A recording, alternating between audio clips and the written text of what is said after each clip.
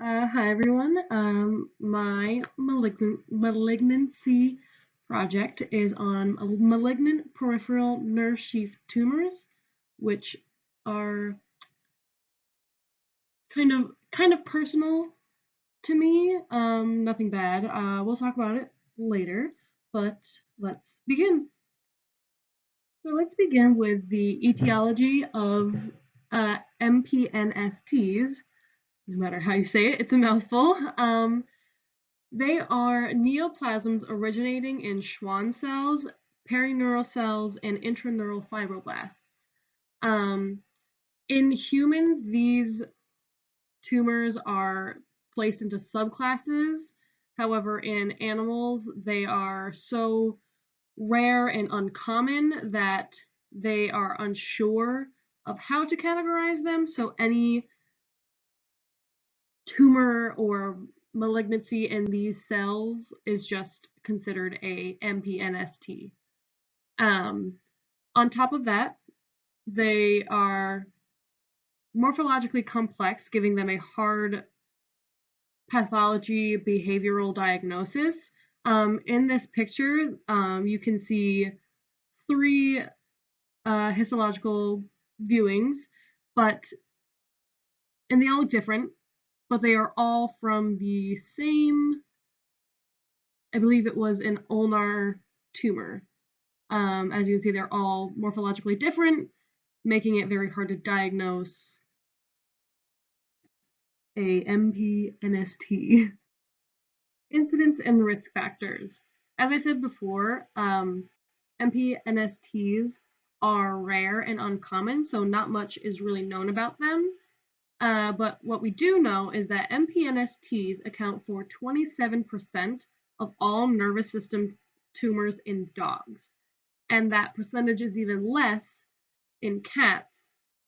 And as far as risk factors go, there wasn't really any information on that, aside from 5 to 10% of MPNSTs are associated with neurofibromatosis type 1, and that was about it. That's all that I could really find. And in this picture, it's showing a schwannoma, which would be one type of a MPNST, and its removal. As you can see in the fourth block, you literally remove part of the nerve, and then you have to obviously correct that.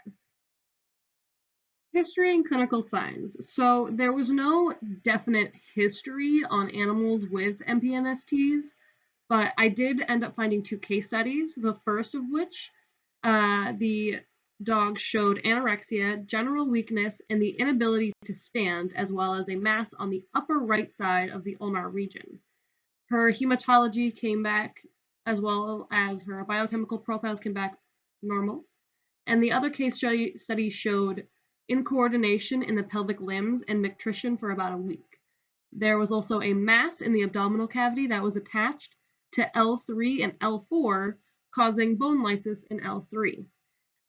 So that being said, we can assume that MPNSTs cause weakness and potentially anorexia or cachexia. Diagnosis of MPNSTs are incredibly difficult due to the fact that there is not much known about them, as well as the fact that, unlike in humans, there is no known sensitive and specific marker that signifies a MPNST in animals, but there is in humans. So they are pathologically different in that sense, since they don't both show the same types of things with the same marker. However, diagnosis is primarily based on the evidence of typical histologic features despite its complexity, such as Antoni A and B growth patterns, Verroque bodies, and pseudo-onion bulbs. And the picture is of a pseudo-onion bulb because I think that's quite a hilarious name for something medical, as well as I find it very interesting that this is one of the things that can define a MPNST, as it looks so distinctly noticeable on a biopsy. Treatment. The options are fairly standard, I suppose I'd say, for MPNSTs, as you start typically with the surgical removal. It is suggested that you do a complete resection and reconstruction of the nerve sheath tumor due to the fact that the nerves and nerve sheaths are small. To prevent recurrence, you would do this type of procedure, as well as radiation and chemotherapy. And they also suggest, multimodal therapy, specifically with radiation to improve prognosis. Prognosis. I couldn't find too much on prognosis.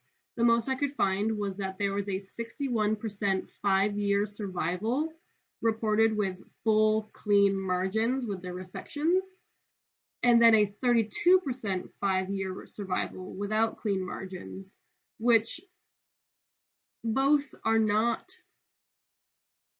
that good, so to say.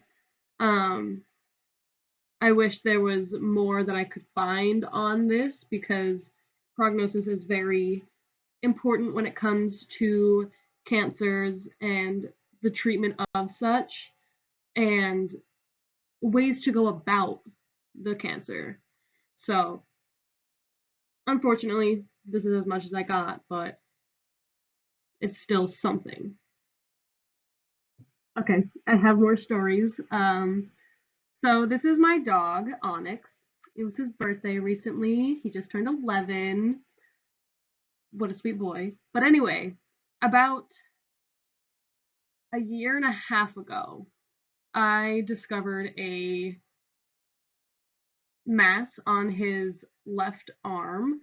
It was about 1 inch by 4 inches on his belt. It was about the center of his ulnar region, and it was very noticeable, obviously, and it was just all of a sudden we found it.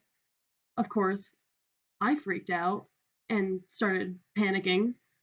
So I called the vet that I work for, and I was like, so my dog's got a mass on his arm. Can I bring him in right now?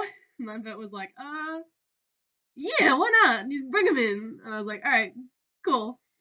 So we bring him in, we get the biopsy on it. A couple days later, because at my clinic, we send all of our biopsies and such to IDEX directly. A couple days later, we get the results back, and the entire time, Ed, or Dr. DeCourt, my vet, he was telling me that, it looks like it would be MPNST. It's a rare malignancy in nerves, blah blah blah. And I'm barely processing any of this, because I'm like, oh my god, my dog has cancer. Oh my god. Anyway, a couple days later, the biopsy comes back, and he has cancerous cells in the mass. Well, I'm freaking out even more. My mom's freaking out even more. My dad will support me and support what I do at all times. But when it actually comes to veterinary stuff, he's very stingy. My dad's kind of he never had pets growing up, so he doesn't really get it. He's just like, it's a pet. When there's an issue, when you can't pay for it, you just get rid of them, which is really, really sad. But so my mom and I are freaking out, because we know my dad's gonna react that way, because Onyx has cancer. And so it ended up being that it was my brother that convinced my dad, because my brother is the cheapest man in the world, and he offered to chip in for the surgical removal of the mass, and that kind of it set off a switch in my dad's head of oh wow, we that's our dog, we really care about him. And so we ended up getting the surgery scheduled. It was the beginning of a fall semester. I remember my mom was calling me. She was like, "Oh, I'm bringing Onyx in," and I was like, "Oh, okay." And she's telling me, she goes, "The mass is gone," and I was like, "What?" And she goes, "Yeah, the mass. It's not there anymore. I'm gonna have Dr. DeCourt look at it, but it's not there anymore." And I'm like, "Oh, okay, mom. Oh, okay." And I'm like, "There's no way that the mass went away. Like, no, that's impossible." So she gets him there, and the receptionist is trying to have my mom like sign the surgery forms and all that, the release forms. And she's like, "No, no, I'm not signing anything. Dr. DeCourt needs to look at his arm like right now. No, I'm not signing anything. I'm not doing anything until Dr. DeCourt looks at his arm." They're like, "Okay, okay." So the vet comes out and he's looking and he's feeling. He goes, "This is Bandy. It's not there." And she goes, "I know. Michaela didn't believe me either." And he goes, "This doesn't make sense. This doesn't happen. The pathology had cancerous cells in it. This doesn't happen." And my mom was like, "I know." Um, he was like, "Well, I'm not going to do surgery for nothing there." And she was like, "That's what I was thinking."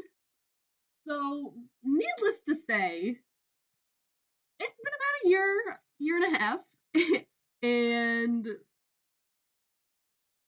it hasn't repaired. He's got like lipomas and stuff all in his chest, but they're definitely not what was on his arm. And Dr. DeCourt just told us to keep an eye out for any suspicious lumps and bumps because w- nobody knows what happened, and we're all baffled. So I hope you liked that story. Onyx is all good. He's lifelike as ever. He's 11 years old, but he still acts like a puppy. um, yeah. So I hope you, yeah. Welcome to my dog.